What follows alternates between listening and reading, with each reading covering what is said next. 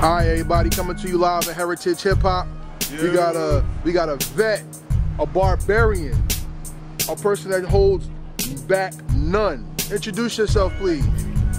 Yo, Troglodytes in the building. It's DaBlackDiamond, calling Brick City veteran.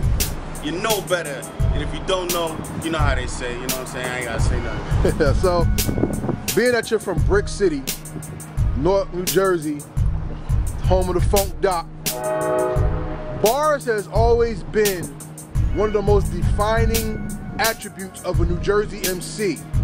Tell me, what influenced you to be such a prolific writer and bar presenter? Well, I think that when you have people that come before you and set a certain standard when it comes to music, not only the music, the production side, but the lyrical aspect of it too. Like right now, I think music is awesome, the music part of it. Because music is always going to sound good because of the advances we made technologically, but it seems like lyrically, shit is washed down. It's like, you know, we at the very bottom of the barrel when it comes to lyrics. So I think that when you combine the two, lyrics is everything to me. So I think that if you come in sideways, or you're not coming correct at all, or if you're not, you know, factual in your material, then you're not really an MC. And MCing doesn't really stop at, you know, being able to just drop bars. You got to be able to rock the spot. You got to be able to control the mic and rock the party. So I think lyrics and being able to control the mic is everything. You know what I'm saying? Well, give the people some of your history. Because I asked that question, they be like, well, who the hell is he? Tell them your resume. Well, I started DJing way back in like '89. So I did a little bit of showcases, some parties here in North, a lot of parties where they wouldn't allow kids to really get out there and have fun. And then it turned into something where I was doing parties on the regular, you know, working with people like Tame, you know, Tame and the Artifacts, around them. I know a lot of people up on the other side of North, more or less up on the west side, you know, Reggie Noble, of course. You have the Outsiders, you know, and more or less started recording and taking hip-hop seriously back in like '02. We have a group called Carnage that I did a lot of music with. We circulated the CD, and we did a lot of good numbers with that CD, and we actually did the festivals here in Newark. So we did a lot of functions, and we raised a lot of bells out here. We did our thing. But more or less, as an individual artist, I've, you know, performed in New York, here in Newark, a lot of showcases throughout the tri-state area. So the thing is, I really don't take this serious to the point where I'm all involved in the rap game and at the clubs and all that stuff, because I'm a family guy. I'm a chef by occupation, but hip-hop, the culture to me, is what I'm trying to preserve. All I really care about is the respect for my peers. So I've been doing music for a long time, and I'm gonna always do it till the day I die. So well, check this out, because that was very articulate. You said you are a chef. Now, anyone who knows about cooking, you have to have deliberate, precise measurements and preparation to make your dish not only edible, but rememberable to the palate. Right. Lyrics are the same. For if you place a well-placed line, verb, or a highlight on a certain word, that makes that bar, that line, that verse that much more incredible. How much time do you take in presenting your bars? And is it like how you present your dishes? Detail is everything, you know, not using the same word repetitiously. That really pisses me off when there's so many words in the vocabulary you could use to articulate your point. Sometimes we use profanity to get our point across, but me personally, I like Rakim. You listen to a lot of his music, you don't hear that much profanity, you know what I'm saying? The old school hip hop, they sat down and thought about what they were writing and really gave thought to what they were putting down on the paper. So, you know, that's the same profile and the same protocol I follow, you know what I'm saying?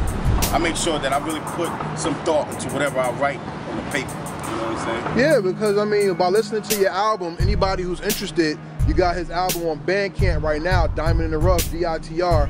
And I mean, from what I heard, not only do you spit, but you spit with a purpose. You're not just saying lines.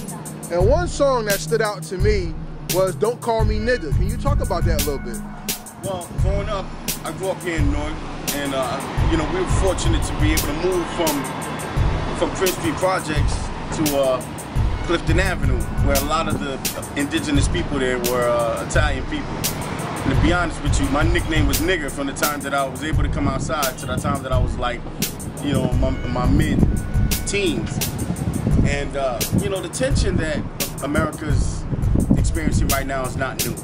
This is not something that's, you know, just come out of the forefront. They've always been calling us nigger. We use the word nigger.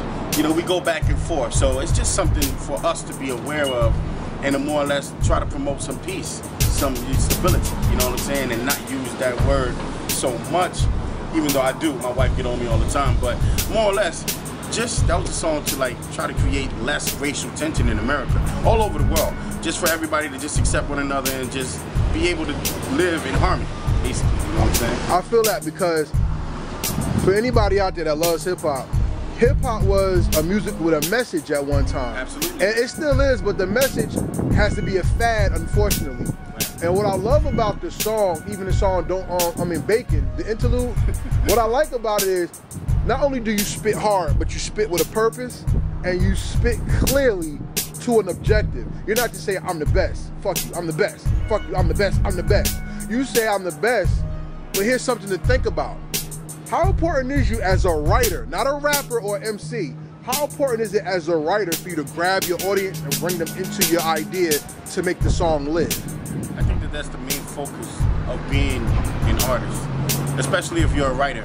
Like if you're a painter, you want people to be able to appreciate your painting, but somehow get what you're talking about, somehow get where your perspective is coming from.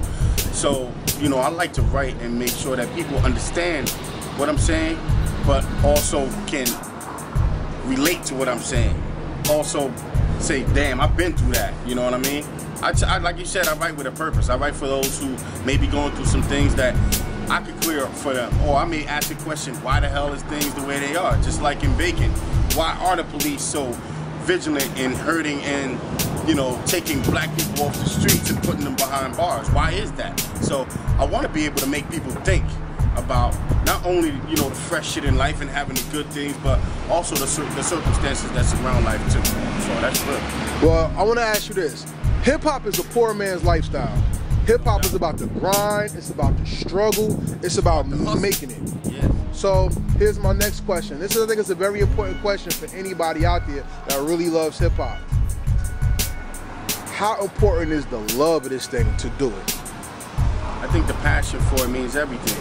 You know, because you look at the artists that came before us and that are doing it, that have a purpose. Like you look at Talib Kweli, you look at Mos Def, you look at Pharaoh, you look at those serious, you look at De.I.T.R, you know, you look at those who really put their heart, their soul, and their message into the music, and passion has to be incorporated in it. You know, if you don't have the passion for something, you're really not gonna go out there and give it your all.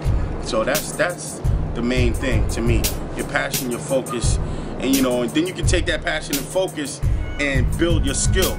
And once you have your skill, you'll be able to do whatever you want. You can go anywhere you want, as far as bars or, you know, styles or production. You could do whatever you want. The sky's the limit, but the passion has to be there. It has to be there. Well, you've been spitting for years, as you said, so passionately speaking, tell them where they can get your project. Well, you can get the project at Bandcamp at DaBlackDiamond.bandcamp.com. You know what I'm saying? I'm also on Facebook and Instagram. You can hit me up, leave me a message. You want the album? I'll show you the link to where you can get it. And I'll say that again. DaBlackDiamond.bandcamp.com. You can hit me on Facebook, IG, Twitter. It's the same thing, The Black Diamond. It was nice being with you guys, and I really appreciate the interview. Hey, that's what it is. And Heritage Hip Hop, Fatty's Place Entertainment. And I'd like to thank Heritage Hip Hop for showcasing The Black Diamond. Chocolate Dice, I love you, man. Everybody from North, one love to everybody. 8 Squad Rebel Radio, love you guys too. Everything was dope. Thank you very much, man. All right, Heritage Hip Hop. We celebrate that Jersey culture first. That's right. #home team. All right, y'all. We check you later. Peace. Peace.